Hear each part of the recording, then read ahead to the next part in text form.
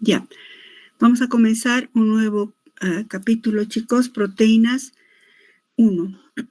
Vamos a comenzar un nuevo capítulo en cuanto a que empezamos el tercer grupo de biomoléculas que vamos a estudiar, las proteínas. Ya hemos estudiado carbohidratos, lípidos, y hemos hecho como una introducción, un preludio al estudio de las proteínas, hemos visto aminoácidos y péptidos. Entonces vamos a estudiar estas complejas moléculas.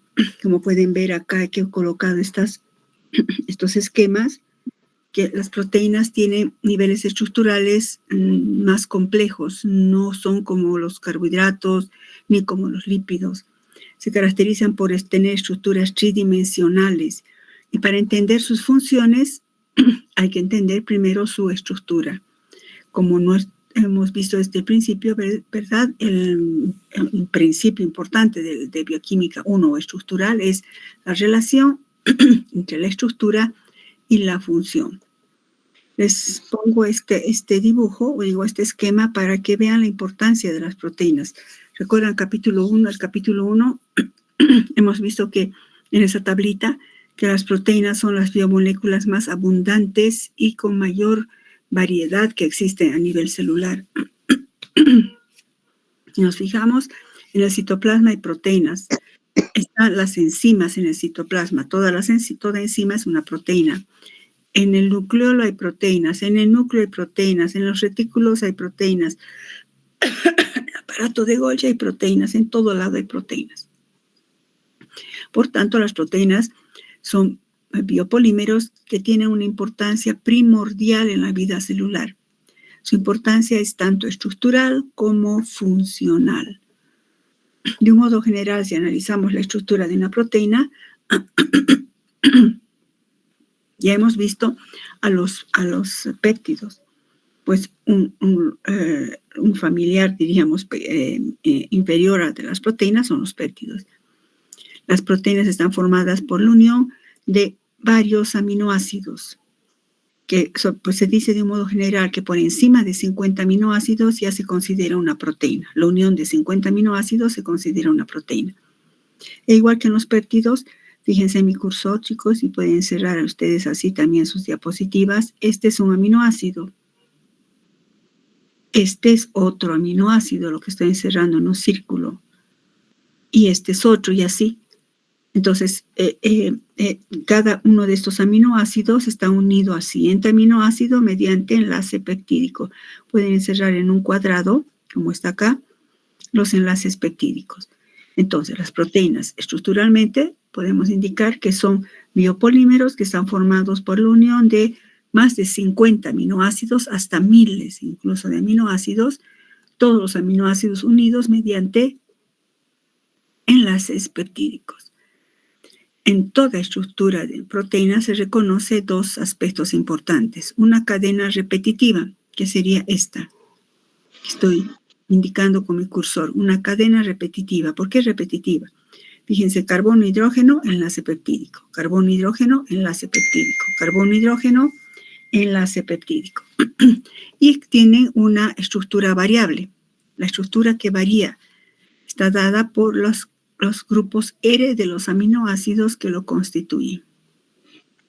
Entonces, en la estructura de toda proteína se reconoce un extremo amino-terminal o N-terminal y un extremo C-terminal o carboxilo-terminal, igual que en los péptidos, ¿no? Entonces, un extremo N-terminal y C-terminal. Esa sería la descripción de la estructura de una proteína, nada más de una manera muy simple.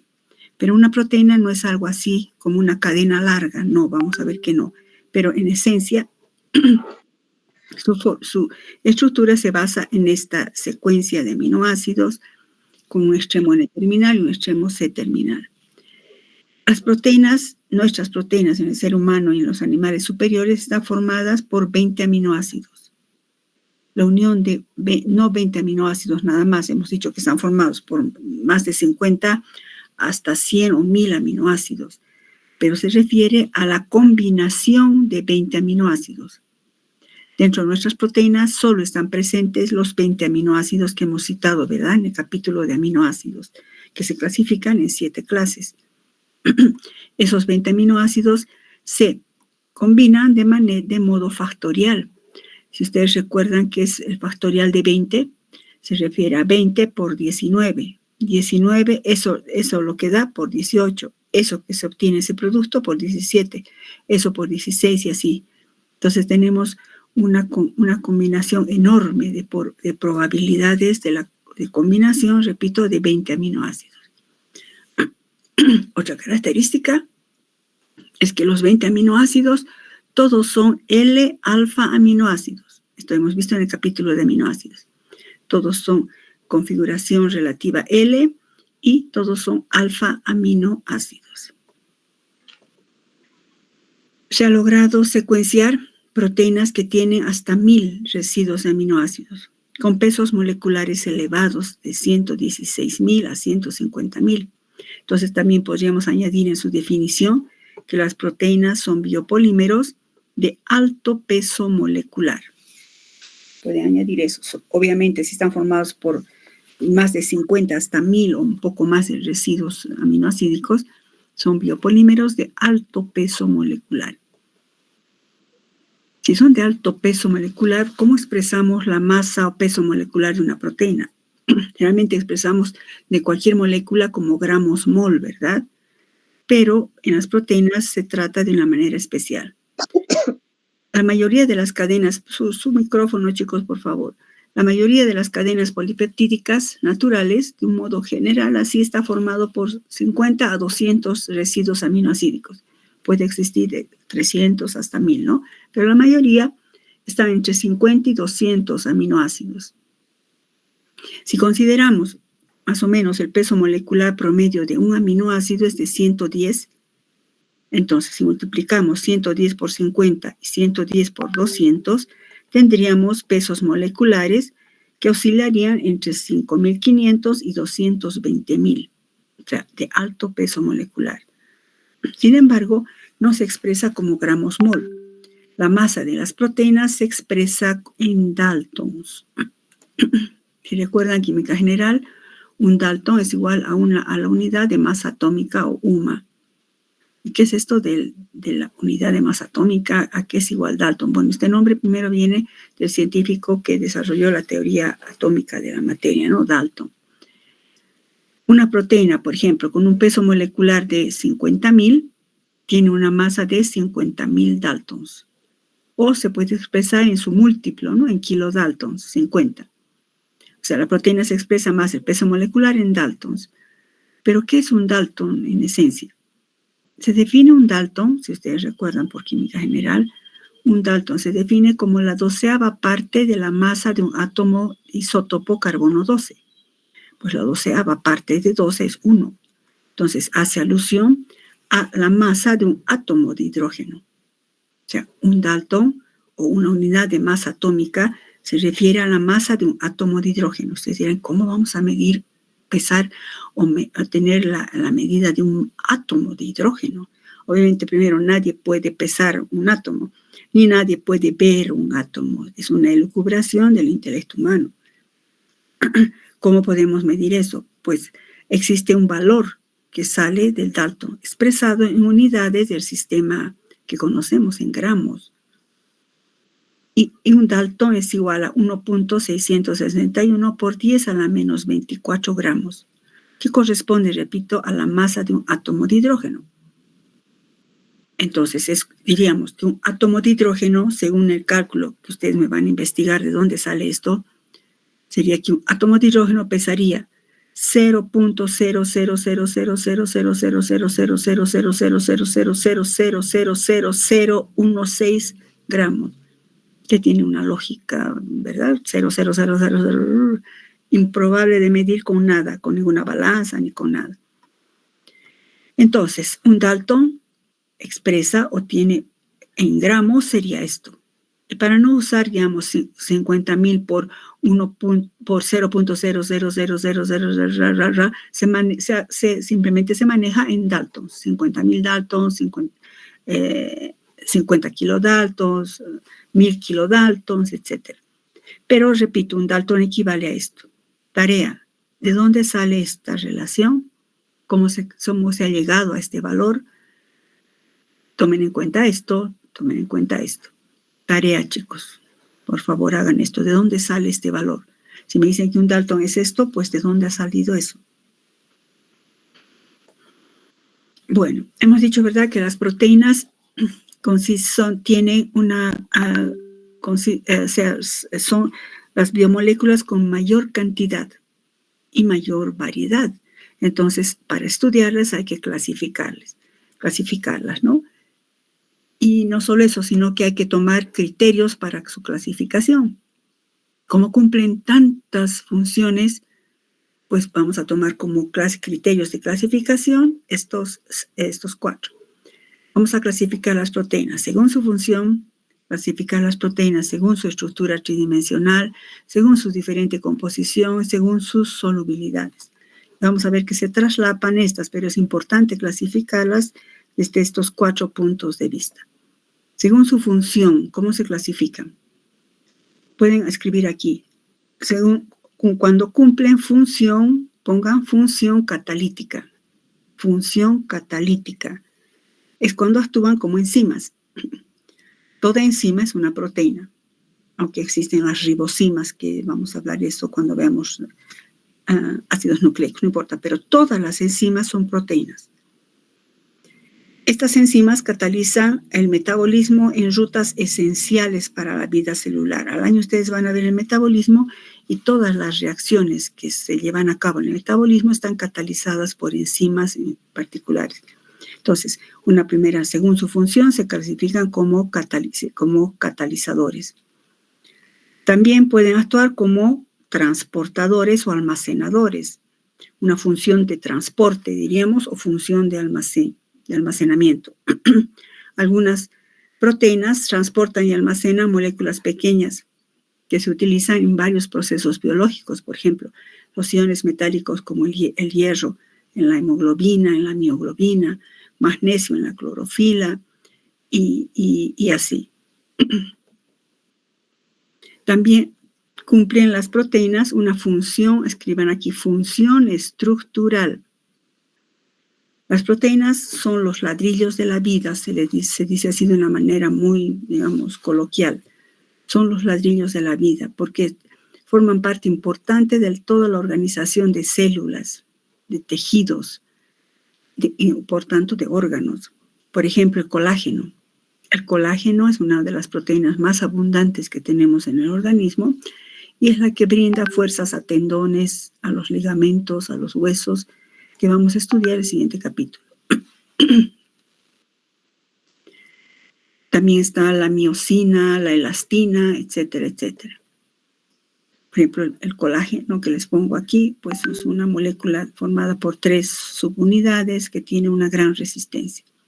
Otra función, estamos viendo de manera muy general todavía, otra función importante de las proteínas es que actúan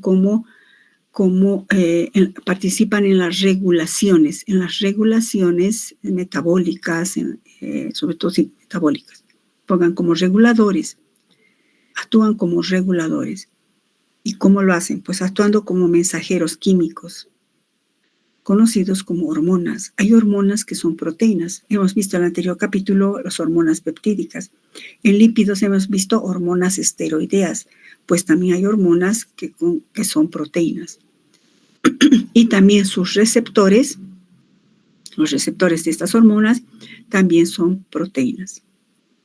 Están situados sobre todo en la superficie de las células diana. Entonces actúan como factores de regulación. Actúan también tienen una función de defensa.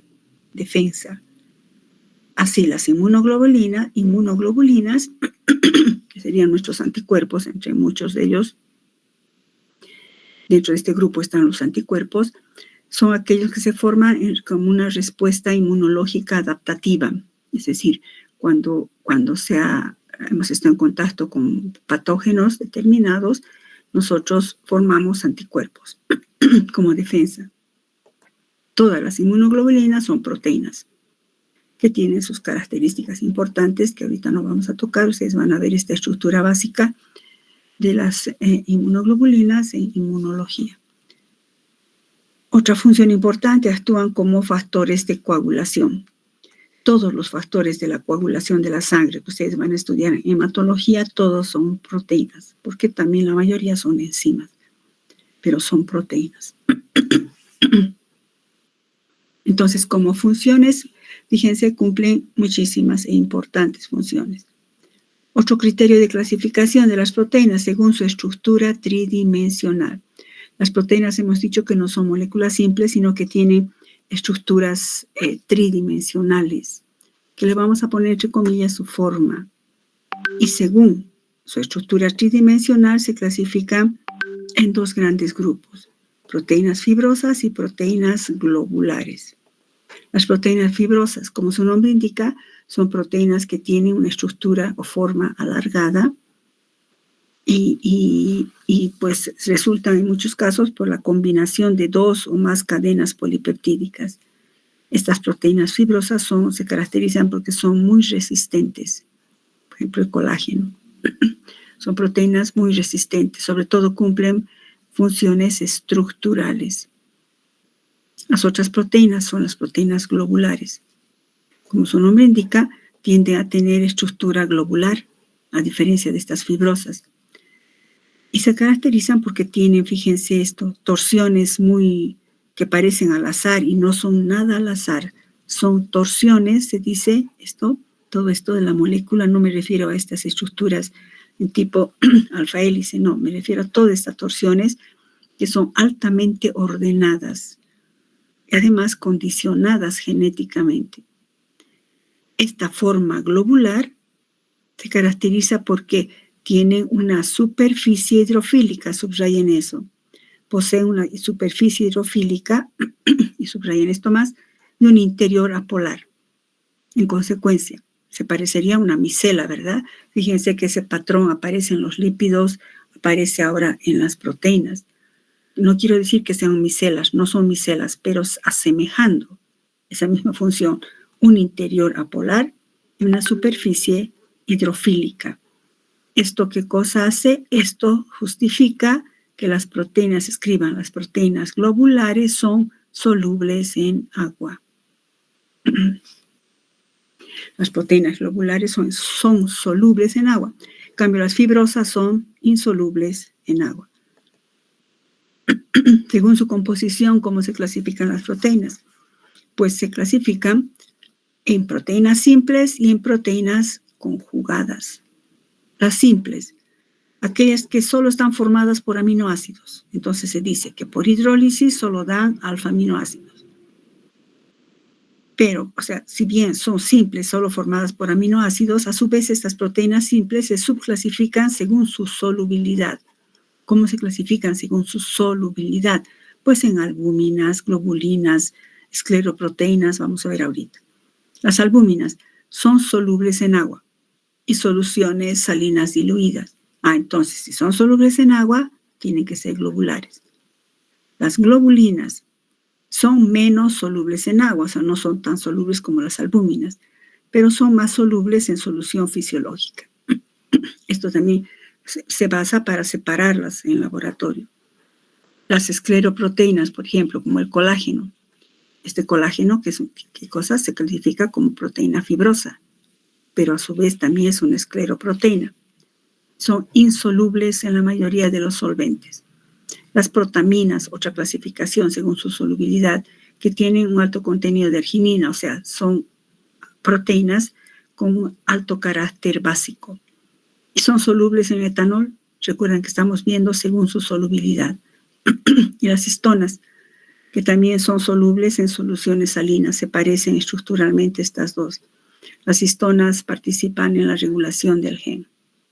Bueno, esa es una clasificación según su solubilidad. Todas estas son proteínas simples, es decir, que por hidrólisis solo dan aminoácidos.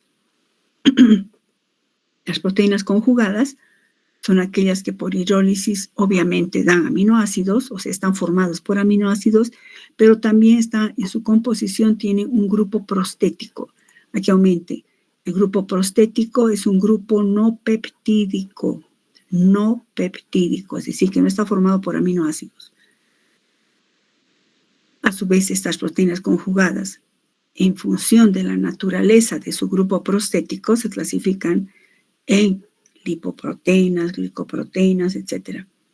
Algunas de estas las hemos visto, las lipoproteínas, ¿recuerdan?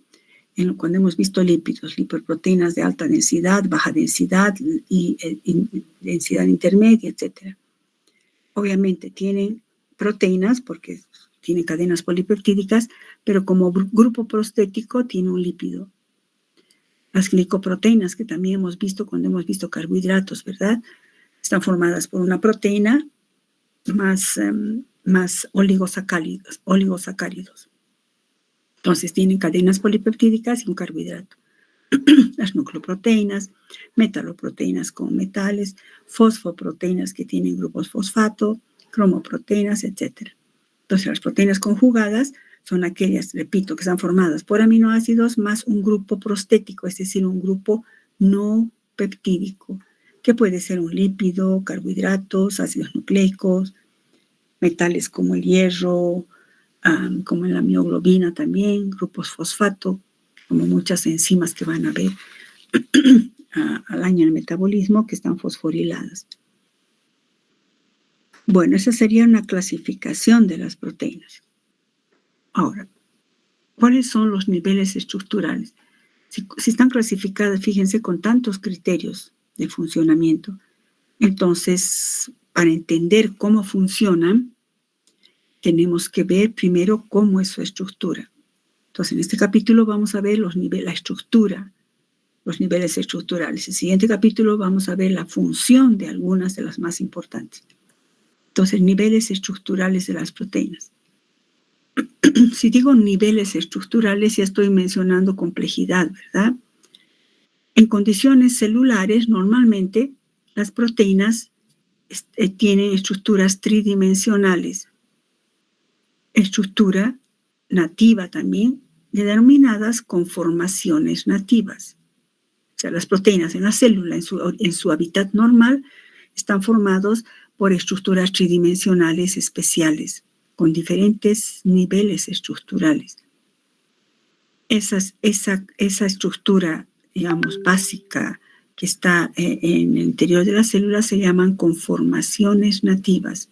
O sea, las proteínas en su hábitat natural están como conformación, se denominan conformaciones nativas. Recuerdan que una conformación, que es una conformación en química orgánica, pongan ahí porque nos va a servir mucho esto, chicos. Una conformación, escríbanlas, una conformación es las conformaciones son disposiciones espaciales, no especiales, espaciales que adquiere la molécula proteica debido a la rotación alrededor de sus enlaces sigma. Debido a la rotación alrededor de sus enlaces sigma. Como quiera que está formado por varios aminoácidos, pues en las estructuras de R hay enlaces sigma y esos empiezan a adquirir diferentes disposiciones espaciales. Esas conformaciones nativas garantizan una función biológica. Aquí pongan, garantizan la función biológica.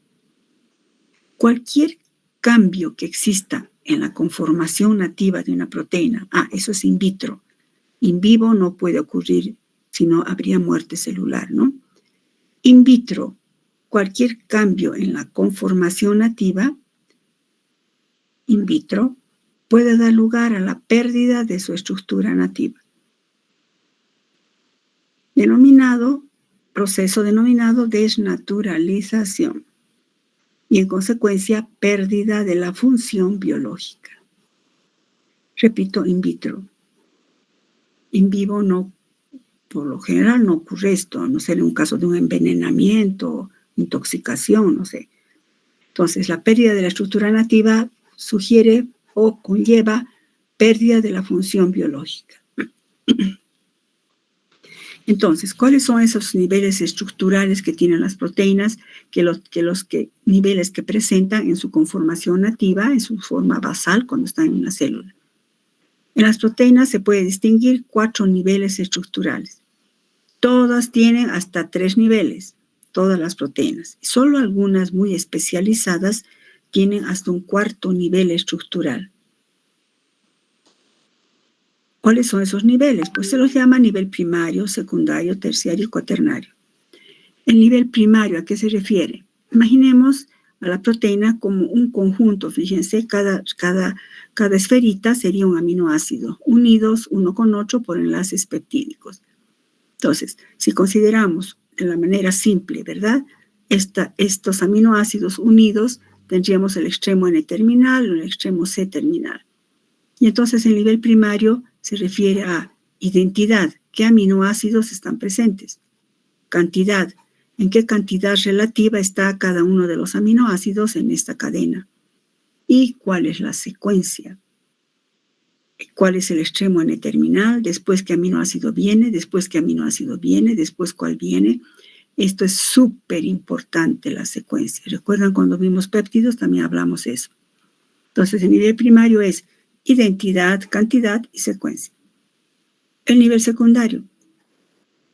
Imagínense que esta cadena ahora se tuerce sobre sí misma y nos da estructuras de este tipo, que pueden ser una hélice alfa o una hoja plegada. Vamos a ver luego cada uno de estos con más detalle, chicos.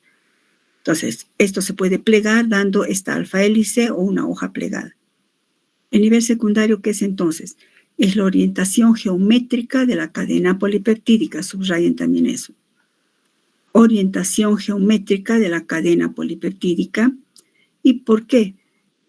¿Por qué ocurre esto? Porque ocurren interacciones entre residuos próximos de la secuencia. Por ejemplo, fíjense estos pespuntes que he puesto acá o acá. Sería una interacción entre fíjense mi cursor, este aminoácido que puede formar, por ejemplo, con este otro aminoácido un puente de hidrógeno, o una atracción de Van der Waals, o una atracción electrostática. Y entonces es interacción entre residuos que están cerca, que es el nivel terciario. El nivel terciario, imagínense que esto se ha vuelto a replegar sobre sí mismo y ahora nos da esto. Entonces, el nivel terciario ahora sí se refiere a la completa arquitectura tridimensional de la proteína. Porque en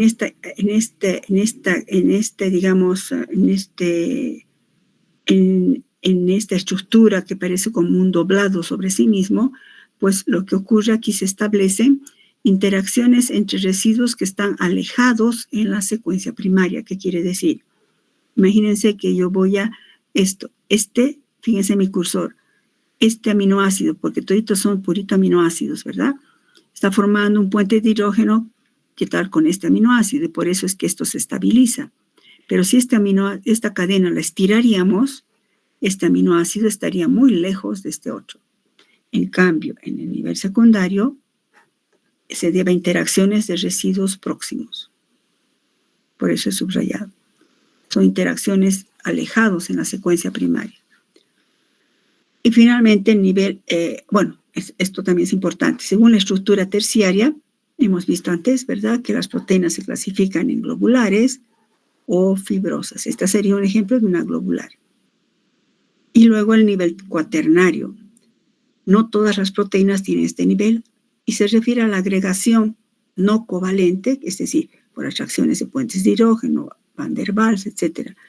Atracción de 2 o más cadenas, formando complejos tridimensionales. Por ejemplo, aquí sería uno con dos cadenas asociadas. Un ejemplo típico es este que vamos a ver en el siguiente capítulo, es la hemoglobina, donde fíjense esta cadena azul se asocia por atracciones no covalentes con esta otra cadena roja, esta con este azul y así, formando un tetrámero. Vamos a ver más adelante eso. Entonces, este sería un nivel cuaternario. Repito, no lo tienen todos. Ahora, ¿qué es lo que estabiliza, por ejemplo, esta estructura? ¿Qué estabiliza esta otra estructura? ¿Cuáles son las fuerzas de estabilización de los diferentes niveles? Pues en todos los niveles, fíjense como si fuera una secuencia. Tenemos la cadena se reorganiza y se vuelve a reorganizar dando la estructura terciaria. Y algunas proteínas se asocian, cadenas que se asocian. En todos los niveles de las estructuras tridimensionales están todos estos estabilizados por interacciones no covalentes. ¿Recuerdan? Capítulo 1 hemos repasado. ¿Cuáles son esas interacciones no covalentes? Pues son los puentes de hidrógeno que pueden aparecer entre aminoácidos, o atracciones electrostáticas, o interacciones hidrofóbicas tipo Van der Waals. Y se observan en todos los niveles. ¿Qué justifica que se forme esta hélice alfa? Pues atracciones de tipo no covalente. ¿Cuáles son? Repito, puentes de hidrógeno, atracciones electrostáticas o interacciones hidrofóbicas tipo Van der Waals. Pero también puede haber un grupo especial de interacciones que son en esencia enlaces covalentes, que forman puentes de disulfuro. ¿Entre qué aminoácidos ocurre esto? Entre dos cisteínas. Recuerden que hemos hablado en péptidos, cuando hemos visto el glutatión también. Les dije, la formación de disulfuros siempre ocurre por la unión de dos cisteínas y forma parte importante en la estructura de las proteínas. Entonces, entre las fuerzas no covalentes están puentes de hidrógeno, atracciones de Van der Waals y atracciones electrostáticas, pero también existen enlaces covalentes. ¿Cuáles son? Puentes de disulfuro. ¿Entre qué aminoácidos se lleva a cabo estos puentes de disulfuro? Siempre entre dos cisteínas. Entonces, fijémonos, por ejemplo, esta estructura terciaria. Cada bolita es un aminoácido, bueno, está simbolizado muy exagerado, ¿no? Un enlace peptídico. Entonces, este sería un puente de disulfuro. Asumimos que estos dos aminoácidos son entonces cisteínas, que son aminoácidos azufrados, ¿verdad? Puede verse también puentes de hidrógeno, atracciones de, digamos, carga negativa con positiva de aminoácidos polares o aminoácidos apolares, atracciones de Van der Waals entre apolares neutros, etcétera, que estabilizan un nivel terciario. Empecemos a ver cada grupo. Estructura primaria. Hemos dicho que la estructura primaria se refiere a identidad, cantidad y secuencia. Es decir, qué aminoácidos están formando parte, en qué cantidad relativa y cuál es la secuencia. ¿Cómo podríamos saber? A ver, si decimos identidad y cantidad, se resume en una palabra que sería composición. ¿Qué tipo de aminoácidos? ¿Qué aminoácidos y en qué cantidad? Eso es composición. Pues la composición se lleva a cabo hidrolizando, no se lleva a cabo, perdón, la composición se determina hidrolizando la proteína. Si hidrolizamos una proteína, estoy refiriéndome a que vamos rompiendo los enlaces peptídicos. Y al hidrolizar los enlaces peptídicos se van a ir liberando los aminoácidos que forman parte de la proteína. Como quiera que la hidrólisis, recuerdan, es la ruptura de un enlace covalente, en este caso, un enlace peptídico, que no es fácil. Entonces, generalmente se realiza la hidrólisis de la proteína en condiciones drásticas. Por ejemplo, ácido clorhídrico 6 normal a ebullición entre 12 a 36 horas, ¿no? A temperatura de ebullición a 100 grados, digamos, bajo atmósferas de nitrógeno, para evitar la oxidación. El producto de la hidrólisis nos va a dar un hidrolizado de la proteína, es decir, como una sopa, como una mezcla de aminoácidos. Esa mezcla de aminoácidos luego se los puede separar en un cromatógrafo, ya sea cromatografía de intercambio iónico, se reconoce por ninhidrina y su composición se lleva a cabo con ordenadores, con analizadores de aminoácidos, hasta conocer qué cantidad, qué aminoácidos están presentes y en qué cantidad. Un aspecto más complejo es cómo determinamos la secuencia. ¿Cuál es el aminoácido N-terminal? ¿Cuál es el C-terminal?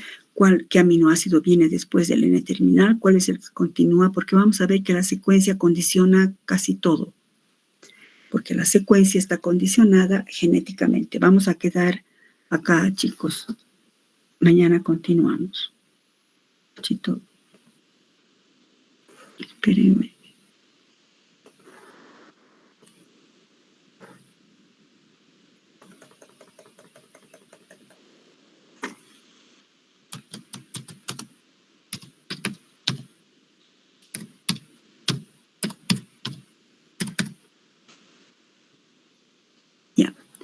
¿Alguna pregunta, chicos? Si no hay hoy preguntas, puede ser mañana. Vengan siempre a clases o entren a clases repasando para hacer preguntas, de manera que cuando estudien no sea tan complejo, chicos. Esa es una clave para toda materia, que siempre repasen. Así pueden hacer alguna pregunta. Además está todo fresco y si se sigue avanzando, todo tiene una secuencia, una lógica, chicos. Bueno, si no hay preguntas, vamos a quedar acá, chicos. Continuamos mañana. No se olviden, siempre entren con sus diapositivas para ir subrayando, para ir aumentando, chicos. Eso vale mucho, porque eso es lo relevante que yo puedo evaluar. Bueno, pero por lo menos así está, ¿no? Bueno, chicos, nos vemos mañana entonces. Hasta luego. Si no hay preguntas, voy a dejar de compartir. Doctorita, disculpe. Dime. Nos dijo que le hagamos recuerdo, no sé si en esta clase o en presencial, para nuestros puntitos que nos ganamos por participar. ¿Te refieres participación en teoría o en práctica? Práctica. No, pues lo de práctica en práctica nomás, chiquitos. Ahorita no tengo mis listas para hacer aumentar. Me hacen recuerdo en prácticas, ¿ya? Gracias, doctorita. Hasta luego. ¿No hay ninguna pregunta, chicos? Nos vemos mañana. Entonces, mañana pasamos clases. Hasta luego, chicos. Hasta luego, doctora. Hasta luego, doctorita.